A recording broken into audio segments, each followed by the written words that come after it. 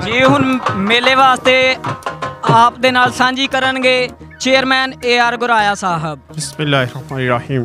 सबसे पहले मैं आज इस पर कामयाब प्रोग्राम की कामयाबी मुबारकबाद देना वा चौधरी रतन लाल साहब नूं।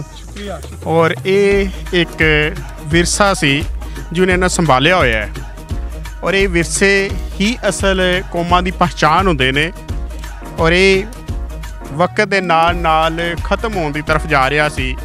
और मैं जवान नूं दाद देना कि इन्हां ने इस विरसे नूं जिंदा रखिया होया है। और इस इलाके दे विच जिहड़ी पुराने वक्तां च एक बड़ी खुशी दी लहर दौड़दी हुंदी सी कि विसाखी मेला ਇਹ मेले की याद ताज़ा कर दिंदा है और इस इलाके दे विच एक खुशी की लहर पैदा कर दिंदा है।